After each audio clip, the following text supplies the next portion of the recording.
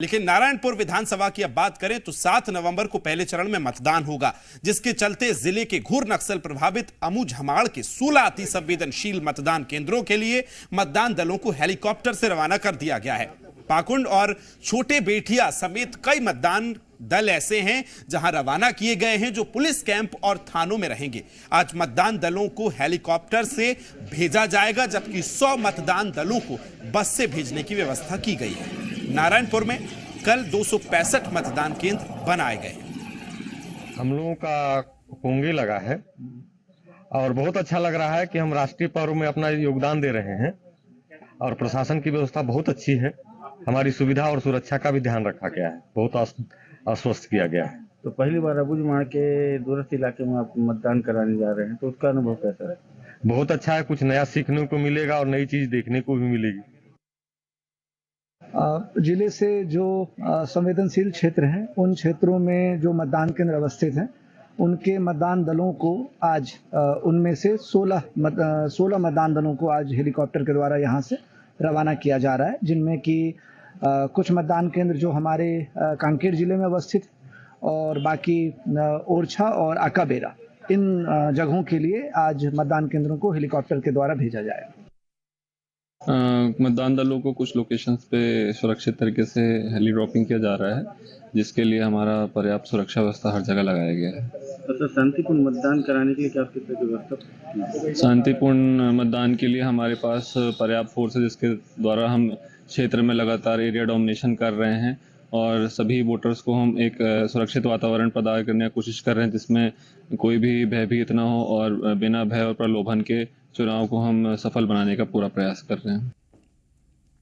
तो सुकमा के घोर नक्सल प्रभावित इलाकों में मतदान दल हेलीकॉप्टर से रवाना हुए हैं। 2 दिन में 42 मतदान दल हेलीकॉप्टर से भेजे जाएंगे। मतदान दल पुलिस लाइन से अंदरूनी इलाकों के लिए रवाना होंगे। इस दौरान collector Harish S, DIG CRPF Arvind Roy और एसपी किरण चौहान ने उनकी हौसला अफजाई की है। वहीं नक्सली लगातार चुनाव बहिष्कार करने के लिए पर्चे फेंक रहे हैं, जिसको देखते हुए पुलिस पूरी तरह से प्रशासन सतर्कता बरत रहा है।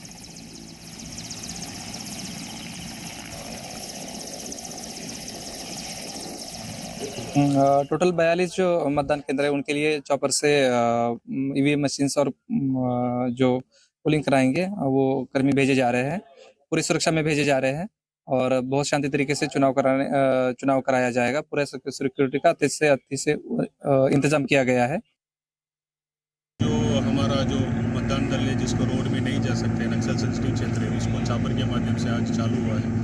2 दिन का प्लान है। इसमें हमारा पूरा अंदर जो भी 42 दल जाने का है, आज और कल चॉपर के माध्यम से पूरा जाएगा और उसके बाद बाकी पूरा दल तो बाई रोड जाएंगे, वो मतदान के पहले दिन जाएंगे। नहीं, वो वहाँ का लोगों को ऑलरेडी हमने इन्फॉर्म किया है। कुछ जगह में शिफ्टेड भी है हमारा, वो शिफ्टेड वाले को ऑलरेडी हमने इन्फॉर्म किया है कि इसी जगह होगा करके। सो उसी बेसिस में लोग मतदान के दिन आएंगे और वहाँ वोट दे सकते हैं।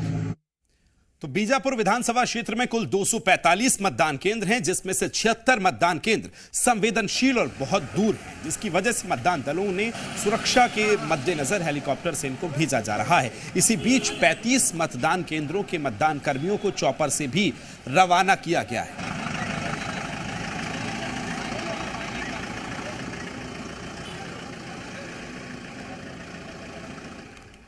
और आइए अनूप अवस्थी सुकमा से रंजीत बराड़ दोनों मेरे साथ जुड़ गए। रंजीत, सबसे पहले आपसे जानना चाहूंगा, 2 दिन का समय शेष है, मतदान दलों को रवाना किया गया है, संवेदनशील इलाके हैं, लिहाजा किस तरह के सुरक्षा के इंतजाम हैं, शांतिपूर्ण ढंग से मतदान संपन्न हो सके, क्या क्या कुछ इंतजाम किए गए?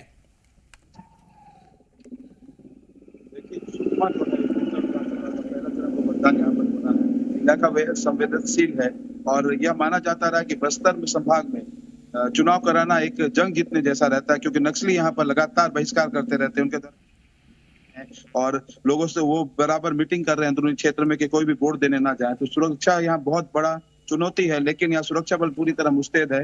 आज कल से यहाँ पर हेलीकॉप्टर से मतदान दलों की रवानगी शुरू कर दी गई है। कल करीबन 15 दल को अंदरूनी इलाकों में भेजा गया था, बाकी बचे हुए आज भेजा जाएगा। कुल 42 मतदान दल ऐसे हैं जो बेहद संवेदनशील है, उनको हेलीकॉप्टर के माध्यम से अंदरूनी क्षेत्र में भेजा जा रहा है। एक बात और बताना चाहूंगा कि कुछ ऐसे मतदान केंद्र हैं जहां पर मतदान कर्मियों को करीबन 8 से 10 किलोमीटर पैदल चलकर पहुंचना होगा, तो ये भी बहुत चुनौतीपूर्ण रहेगा, क्योंकि इस बीच में नक्सली पूरी तरह से कोई न भी वारदात को अंजाम देने के लिए तैयार रहते हैं। तो वहीं सुरक्षा बल भी पूरी तरह मुस्तैद है कि जो चुनाव है वो शांतिपूर्ण तरीके से यहाँ पर संपन्न हो जाए, और इसके लिए पूरी तरह से मुस्तैदी यहाँ पर है। जिला व पुलिस प्रशासन इस पर कड़ी निगरानी रख रहे हैं।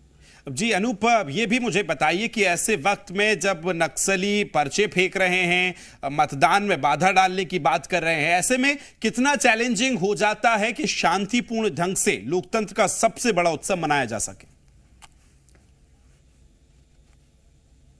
आमतौर पर ये एक बड़ी चुनौती होती है कि शांतिपूर्वक मतदान कैसे कराया जाए। ऐसे में इस बार पहले चरण का अमूमन जो मतदान होता है बस्तर में, वो पहले चरण में ही किया जा रहा है, और बस्तर संभाग में 1 लाख से भी अधिक सुरक्षा बल के जो जवान हैं वो तैनात किए गए हैं। पुलिस अधिकारियों की अगर हम माने तो जो सबसे संवेदनशील इलाका है, जैसे सुकमा, दंतेवाड़ा, बीजापुर और बस्तर जिले की बात की जाए तो चित्रकूट, ये वो इलाके हैं जहां पर घटनाओं को नक्सली अंजाम दे सकते हैं। ऐसे में इन इलाकों में, खासतौर पर उन अंदरूनी इलाकों में सुरक्षा के पुख्ता इंतजाम किए गए हैं। पिछले 5 सालों में जो 65 सुरक्षा कैंप यहाँ पर इन इलाकों में खोले गए हैं, उसका जरूर फायदा मिलेगा।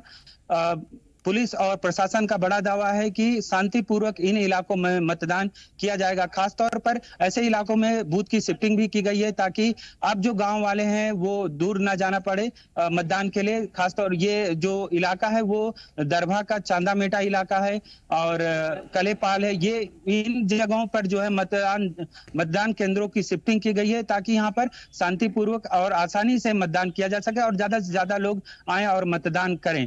हालांकि सुरक्षा को लेकर जो पुख्ता इंतजाम करने की बात कही जा रही थी, वो पहले ही डिप्लॉय कर दिए गए हैं सुरक्षा बल के जवान इन इलाकों में। लेकिन कल जिस तरीके की घटना हमने नारायणपुर में देखी है, उसके बाद से एक बार फिर कहीं ना कहीं दहशत का माहौल पैदा करने की बिल्कुल। और ऐसे वक्त में फोर्स जहां डिप्लॉयड की गई है तो शांतिपूर्ण मतदान हो सके, इसको लेकर भी लगातार नजर बनी हुई है। अनूप, आपका और रंजीत, आप दोनों का बहुत शुक्रिया मेरे साथ जुड़ने के लिए।